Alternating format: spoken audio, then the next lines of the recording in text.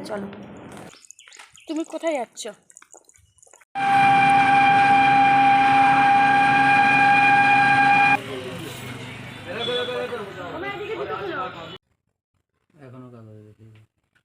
কি খাচ্ছিস? কি ফ্রি ফায়ার? আমি আছি তো, আমি তো খেলি ফ্রি ফায়ার। আমি দোকান থেকে আসি তারপর খেলছি। তাহলে যা। কোথায় যাবে?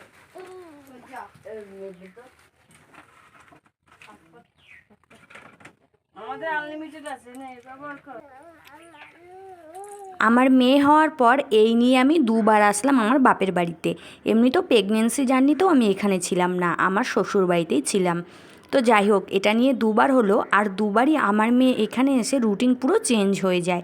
যেহেতু এখানে ওর বাবাকে দেখতে পায় না, বাবা যেহেতু অনেক রাতে অফিস থেকে বাড়ি ফেরে, আর সেই সময়টা প্রায় 12টা নাগাদ, তখন কিন্তু আমার মেয়ে আর বাবার পিছন ছাড়ে না, পুরো 1-1.5 ঘন্টা বাবার সাথে খেলা করে। এখানে যেহেতু পায় না, তাই রাত 9টার মধ্যেই ঘুমিয়ে পড়ে। এখন সকাল 11টা বাজে আর মেয়েকে ভ্যাকসিন নিতে যাচ্ছি, 16 মাসের ভ্যাকসিন। তো আমি যেহেতু বাপের বাড়িতে এসেছি, এখানে বলে রাখা ছিল, তো আমি আসার পর আর বলিনি। তো বলছিল যে ভ্যাকসিন হবে না, তারপর এখন ফোন করে বললো হ্যাঁ হয়ে যাবে, চলে আসো। তাই এখন যাচ্ছি ওর ভ্যাকসিনটা নিতে।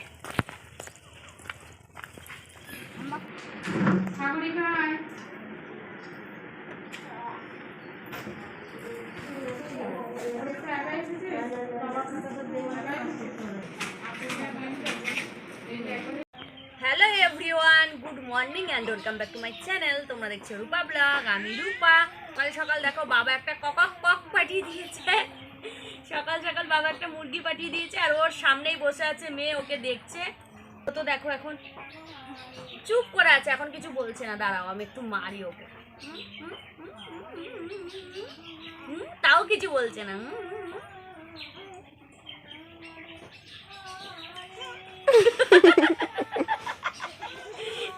আবার করো, আবার করো, আবার করো, কক কক করবে, আবার করো। দেখছিস কি সাহস এখন। বলে কক কক কথা বল। হ্যাঁ, এই কক কক বলে, কক কক কথা বল।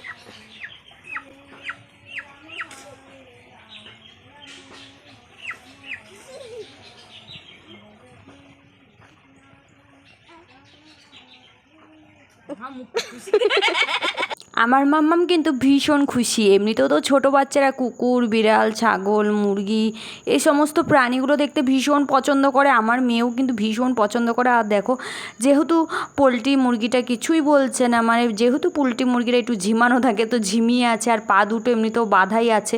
যেহেতু দোকান থেকে কিনে বাবা পাঠিয়েছে না, ওর জন্য পা দুটো বেঁধে দিয়েছে। তো পা দুটো বাঁধা যেহেতু আছে, আর এমনিতেও পোলট্রি মুরগিরা একটু ঝিমায়, তো ঝিমিয়ে আছে, ওর জন্য আমার মেয়েরও এত সাহস। যদি ও একটুখানি নড়াচড়া দিয়ে উঠতো, লাফাতো, ঠিক আছে, মানে ডাকতো, তাহলে কিন্তু আমার মেয়ে ভয় পেয়ে যেত। যেহেতু ও নেতিয়ে পড়ে আছে, ওর জন্য দেখো, ওই যে মানুষ বলে না যে অতি বড় হয়েও না ঝড়ে ভেঙে যাবে, অতি ছোট হয়েও না ব্যাঙে লাথি মারবে, ওরকম হয়েছে দশে আর কি। ও যেহেতু একদমই ঝিমানো, তাই এইটুখানি বাচ্চাও আর কি ভয় পাচ্ছে না। মানে একটুখানি ফোঁসফাস করতে হয়, না হলে মানুষও ভয় পায় না, জানো তো। তো যাই হোক, যদি তুমি নেতিয়ে পড়ে থাকো, মানে কোনো ইয়েই না করো, তাহলে তোমার কোনো মূল্যই থাকবে না সেইখানে। সেরকম হয়ে এসে দশা দেখো। আমার বাচ্চাটা ওকে কোনো ভয় পাচ্ছে না, বরং এনজয় করছে। আর আমিও এখানে বসে বসে দেখছি। দেখো, আমি ঘরে চলে গেছি, তবুও এখানেই বসে আছে। কিন্তু যদি এটা বেশি ছটফট করতো, তাহলে কিন্তু একদমই এখানে বসে থাকতো না। এখন দেখো একা একাও ধরতে যাচ্ছে। কত বড় সাহস তোমরা দেখতে পাচ্ছ। হাত দিয়ে মারো, হাত দিয়ে মেরে দাও। তেমন করে তো আর ব্লগ করার সময় পাচ্ছি না। তো যাই হোক, মাংসটা একবারে কড়াইতে উঠে গেছে, এই সময় আর কি ভিডিওটা করার সুযোগ পেলাম। আমার মা রান্না করছে, আর কাঠের জালের রান্না তো তোমরা জানোই ভীষণ ভালো হয়। এখানে আমের চাটনি করবে, ওর জন্য আমগুলোকে ধুয়ে নিচ্ছে। আর কাঠের জালে আর বাবা একদম জ্যান্ত মুরগি পাঠিয়েছে, তো খেতে তো ভীষণ স্বাদ হবে, তোমরা জানোই।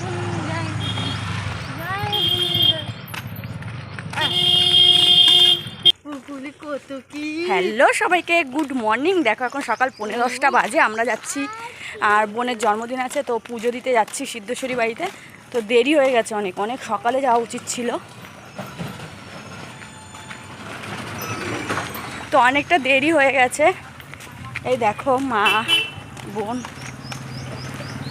আর এই যে মেয়ে, যে নাকি আমার কোল ছাড়া একদম চলতে পারে না, ওই দেখো কান্না করছে, সে আমার কোলে আসবে। আর আমার হাতটা পুরো ব্যথা হয়ে গেছে। না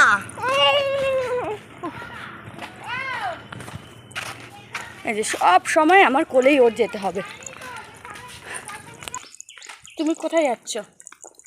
হুম?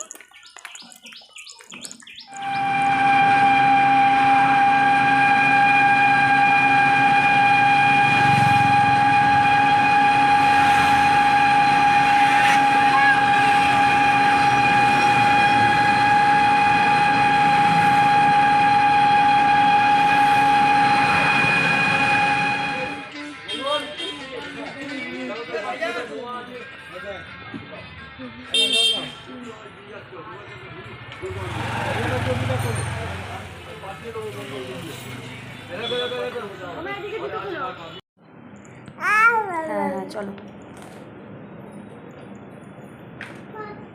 তো এটা হলো অম্বিকা কালনা, আর অম্বিকা কালনায় মা সিদ্ধেশ্বরী মা কিন্তু ভীষণ জাগ্রত, যে যা মানত করে তাই কিন্তু ফলে।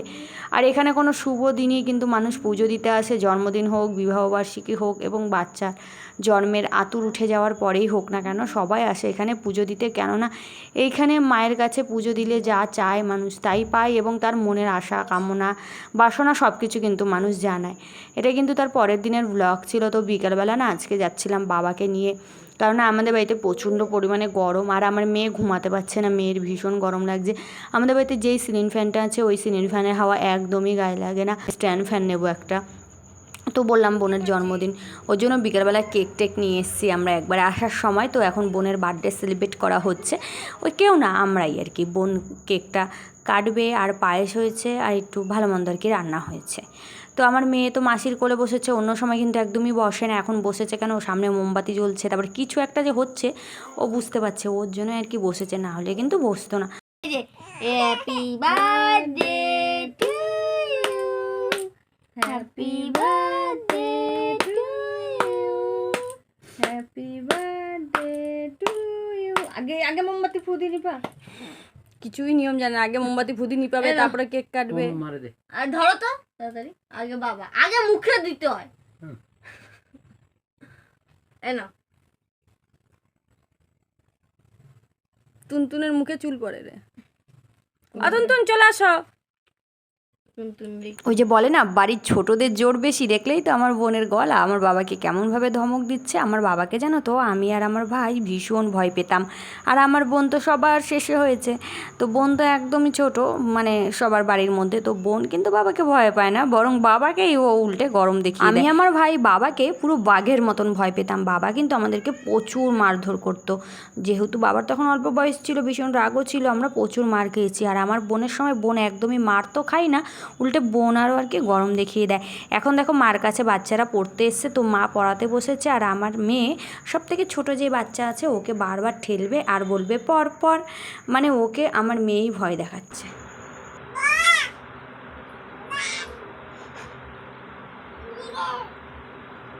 দেখেছো বলছে পর, কিরে মানে কেমন পরিমাণে ভয় দেখাচ্ছে, ছোটো পেয়েছে তাই। তো যাই হোক, আজকের ব্লগটা তোমাদের কেমন লাগলো, যদি ভালো লাগে একটা লাইক কমেন্ট শেয়ার করে অবশ্যই আমার পাশে থেকো মিষ্টি বন্ধুরা। দেখা হচ্ছে তোমাদের সাথে খুব তাড়াতাড়ি নতুন ব্লগের সাথে। ততদিন তোমরা কিন্তু একদম নিজের খেয়াল রাখতে ভুলো না, এবং নিজেরা সুস্থ থেকো, ভালো থেকো। আর সবার শেষে একটাই কথা, তোমাদের অন্নপূর্ণা ভাণ্ডারের কী খবর গো? যদিও ওটা অন্নপূর্ণা যোজনা বলে, তো যাই হোক অন্নপূর্ণা যোজনার তোমাদের কী খবর? হায় পোড়া কপাল, আমার কপালে মনে হয় জুটবে না জানো তো। তো যাই হোক আজকের ব্লগটা এখানে শেষ করছি, দেখা হচ্ছে পরের ব্লগে, টাটা।